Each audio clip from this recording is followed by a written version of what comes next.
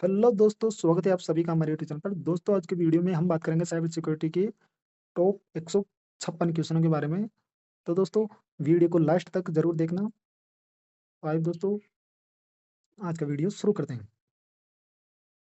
और आपके लिए एक जानकारी बता दूं कि यह परीक्षा बीए हो या फिर बीएससी हो या फिर बीएससी कौन सी भी हो या बैचलर की डिग्री राजस्थान यूनिवर्सिटी कर रहे हो आप, तो उसमें छठे सेमेस्टर में ये आएगी।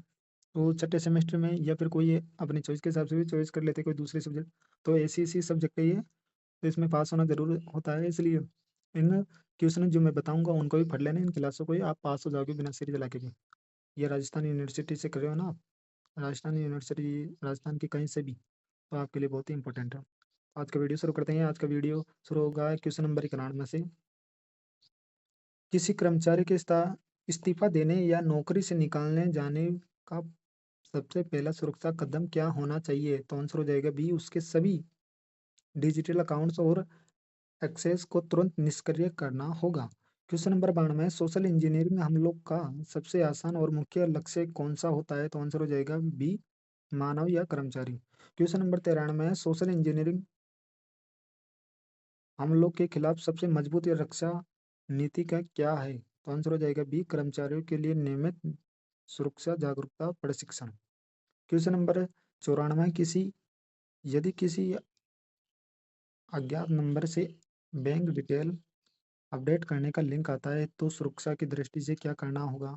तो आंसर हो जाएगा बी, लिंक को नजरअंदाज करना चाहिए और बैंक की आधिकारिक शाखा से संपर्क करना चाहिए। क्वेश्चन नंबर 95, किसी संगठन के भौतिक परिसर को हेलगेटिंग से बचाने के लिए किसी सुरक्षा उपकरण का उपयोग किया जाता है? तो आंसर हो जाएगा ए, ट्राइटन स्टील्स या फिर मैन ट्रैप्स सुरक्षा द्वार से। क्वेश्चन नंबर 96 में, सोशल इंजीनियरिंग का मुकाबला करने के लिए थिंग्स बिफोर यू क्लिक किस सुरक्षा नीति का हिस्सा है? तो आंसर हो जाएगा बी, सुरक्षा जागरूकता और संस्कृति का।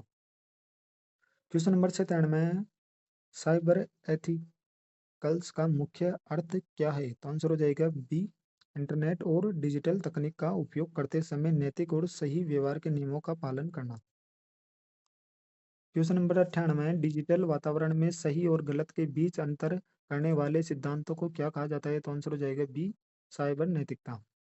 क्वेश्चन नंबर 99 है, साइबर लॉ की मुख्य आवश्यकता क्यों है? तो आंसर हो जाएगा बी, साइबर अपराधों को रोकने, डेटा को सुरक्षित करने और इंटरनेट उपयोगकर्ताओं को कानूनी सुरक्षा देने के लिए।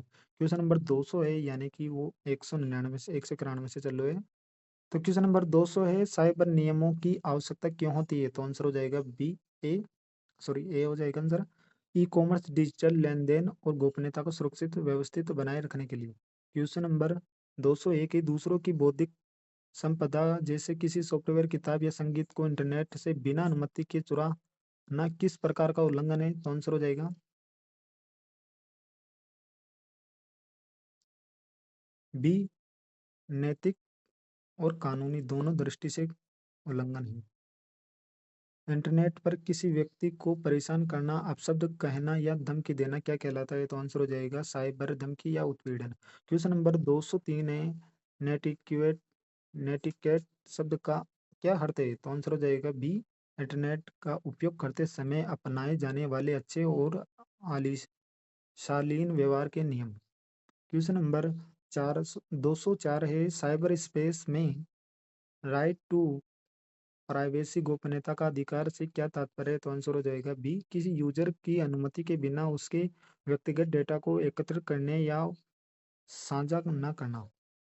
क्वेश्चन नंबर 205, एक बिना अनुमति के किसी कॉपीराइट वाले डिजिटल कंटेंट को डाउनलोड या शेयर करना क्या कहलाता है? तो आंसर हो जाएगा बी, डिजिटल पायरेसी।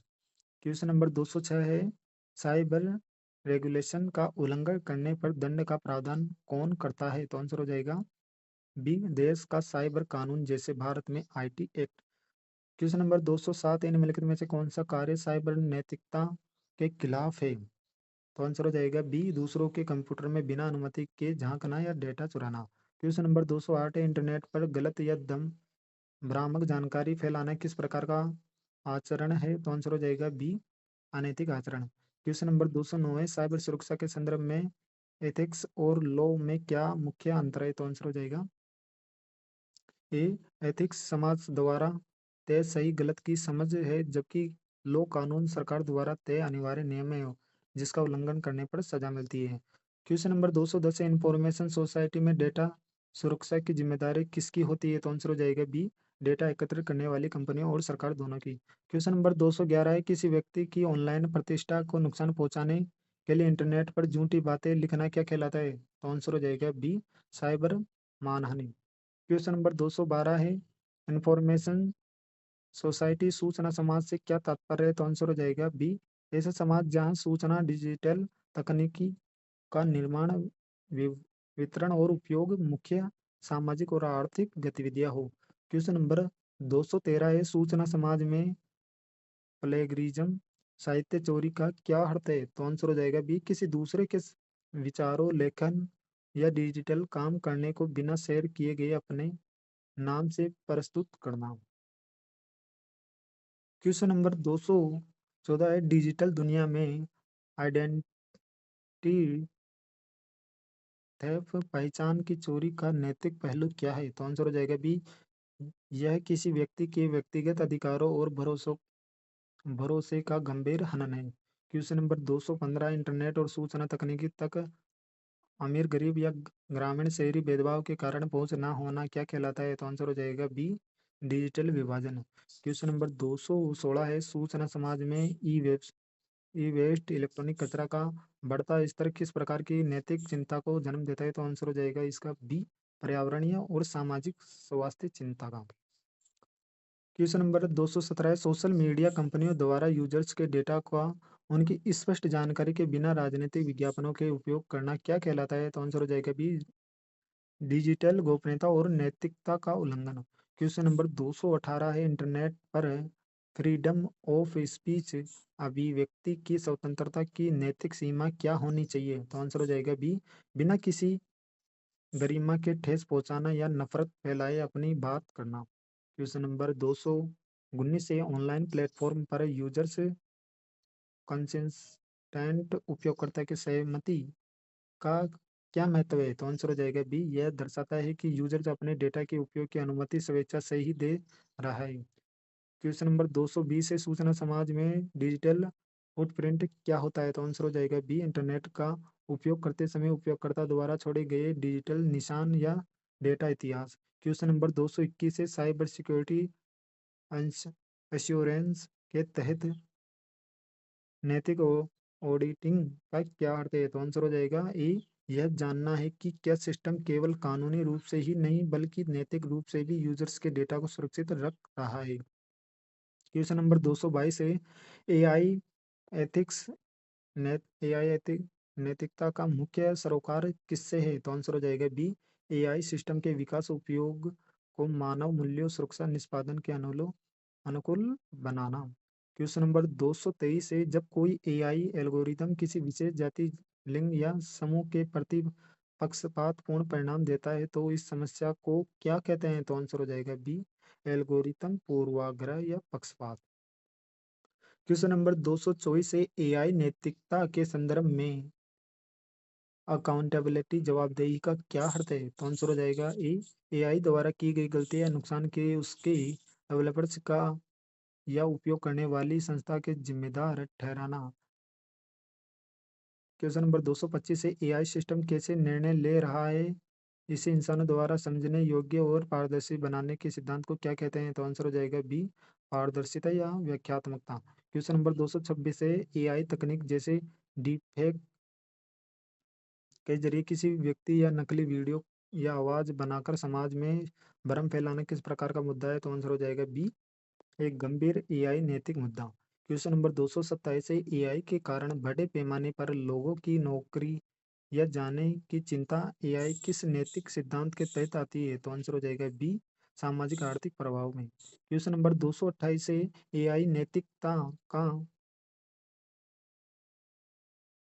मूल सिद्धांत परोपकारिता का क्या कहलाता है? तो आंसर हो जाएगा बी। एआई का विकास और उपयोग पूरी मानवता के कल्याण और भलाई के लिए होना चाहिए। क्वेश्चन नंबर 229 है, एआई का मूल सिद्धांत नॉन मेलफेयर मेलफ्रेंस क्या क्या सुनिश्चित करता है कि? तो आंसर हो जाएगा बी, एआई सिस्टम से किसी भी इंसान या समाज को कोई नुकसान न या क्षति न पहुंचे। क्वेश्चन नंबर 230, एक बिना ड्राइवर वाली गाड़ियों द्वारा दुर्घटना होने पर नैतिक रूप से जिम्मेदारी किसकी होनी चाहिए? तो आंसर हो जाएगा बी, कार बनाने वाली कंपनी या सॉफ्टवेयर डेवलपर की। क्वेश्चन नंबर 231 से एआई के प्रशिक्षण देने के लिए बड़े पैमाने पर यूजर्स का पर्सनल डेटा एकत्रित करना किस नैतिक अधिकार का हनन करना है? तो आंसर हो जाएगा बी, राइट टू प्राइवेसी, गोपनीयता का अधिकार। क्वेश्चन नंबर 232 से एआई नैतिकता में फेयरनेस, निष्पक्षता के सिद्धांत का क्या अर्थ है? तो आंसर हो जाएगा बी, बिना किसी भेदभाव के समाज के सभी वर्गों के साथ समान व्यवहार करें। क्वेश्चन नंबर 233 से सैन्य उद्देश्यों में अका- घातक एआई हथियारों का उपयोग किस बड़े नैतिक संकट में को जन्म देता है? तो आंसर हो जाएगा बी, जीवन और मृत्यु के निर्णय को मशीनों के हाथ में सौंपने का नैतिक संकट। क्वेश्चन नंबर 234 से यूनेस्को द्वारा एआई नैतिकता पर वैश्विक मानक कब जारी किए गए थे? तो आंसर हो जाएगा सी, 2021 में। मानव से अधिक बुद्धिमान एआई के आने की स्थिति में मानवता के अस्तित्व पर आने वाले खतरों की चिंता को क्या कहा जाता है? तो आंसर हो जाएगा बी, अस्तित्व का खतरा। क्वेश्चन नंबर 236 से चिकित्सा के क्षेत्र में एआई का उपयोग करते समय सबसे महत्वपूर्ण नैतिक सिद्धांत क्या होना चाहिए? तो आंसर हो जाएगा बी, मरीज की सुरक्षा, सहमति और डॉक्टरों के निर्णयों की पारदर्शिता। क्वेश्चन नंबर 237 से ब्लॉकचेन तकनीक के मुख्य विशेषता क्या है? तो आंसर हो जाएगा बी, यह एक विकेंद्रीकृत और अपरिवर्तनीय लेजर है। क्वेश्चन नंबर 238 से ब्लॉकचेन अपर अपरिवर्तनीयता का अर्थ है? तो आंसर हो जाएगा बी, एक बार ब्लॉकचेन में दर्ज होने के बाद डेटा को आसानी से बदला या डिलीट नहीं किया जा सकता। क्वेश्चन नंबर 239 से ब्लॉकचेन तकनीकी रूप से किस मानवीय मूल्य को बढ़ावा देती है? तो आंसर हो जाएगा बी, ट्रस्ट और पारदर्शिता को। क्वेश्चन नंबर 240 से ब्लॉकचेन के संदर्भ में राइट टू फॉरगेट, भूल जाने का अधिकार, डेटा डिलीट करने का अधिकार क्यों एक नैतिक और कानूनी द्वंद्व बन जाता है? तो आंसर हो जाएगा बी, क्योंकि ब्लॉकचेन का डेटा अपरिवर्तनीय है, इसलिए चाहकर भी वहाँ किसी का पर्सनल डेटा पूरी तरह डिलीट नहीं किया जाता है। क्वेश्चन नंबर 241 से कुछ क्रिप्टोकरेंसी ब्लॉकचेन जैसे बिटकॉइन में माइनिंग के लिए अत्यधिक बिजली की खपत होना किस प्रकार की नैतिक चिंता है? तो आंसर हो जाएगा बी, पर्यावरणीय चिंता। क्वेश्चन नंबर 242 से ब्लॉकचेन पर चलने वाले स्मार्ट कॉन्ट्रैक्ट से स्मार्ट कॉन्ट्रैक्ट्स क्या है? तो आंसर हो जाएगा बी, कोड के रूप में लिखे गए स्वतः निष्पादित समझौते। क्वेश्चन नंबर 243 से यदि किसी स्मार्ट कॉन्ट्रैक्ट के कोड में कोई खामी यानी बग रह जाए तो पैसे चोरी हो जाए तो नैतिक रूप से इसकी जिम्मेदारी किस पर आती है? तो आंसर हो जाएगा बी, स्मार्ट कॉन्ट्रैक्ट का कोड लिखने वाले डेवलपर या ऑडिट करने वाली संस्था पर है। क्वेश्चन नंबर 244 से ब्लॉकचेन का उपयोग करके चुनाव प्रणाली को पारदर्शिता बनाना किस प्रकार के नैतिक पहल है? तो आंसर हो जाएगा बी, निष्पक्ष, पारदर्शिता और लोकतांत्रिक प्रक्रिया को मजबूत बनाने वाली नैतिक पहल। क्वेश्चन नंबर 245 से ब्लॉकचेन में विकेंद्रीकरण का नैतिक लाभ क्या है? तो आंसर हो जाएगा ए, सारा नियंत्रण किसी एक बड़ी कंपनी या सरकार के हाथ में ना होकर पूरे नेटवर्क के पास समान रूप से होता है। तो है। क्वेश्चन नंबर 256 है, ब्लॉकचेन पर आधारित एनएफटी यानी नॉन फंगेबल टोकन्स डिजिटल कलाकारों को किस प्रकार का नैतिक और कानूनी अधिकार देता है? तो आंसर हो जाएगा बी, उनकी डिजिटल आकृति में असली होने की प्रमाण और बौद्धिक संपदा का अधिकार। तो आए दोस्तों, वीडियो पसंद आएगी, वीडियो पसंद आए तो वीडियो को लाइक कीजिए। यदि आप हमारे चैनल पर पहली बार विजिट करें हमारे चैनल को भी सब्सक्राइब कीजिए। तो दोस्तों, इस वीडियो में अपन 6 क्वेश्चन ही कवर करें हैं और इससे पहले मैंने आगे के 100-200 क्वेश्चन पहले ही अपलोड कर चुके हैं। तो आए दोस्तों, वीडियो पसंद आएगी उन तो वीडियो को लाइक कीजिए यदि आप हमारे चैनल को पहली बार विजिट करते हैं, हमारे बाकी के वीडियो भी वो प्लेलिस्ट में डाल दूँगा, वो देख लेना। धन्यवाद आप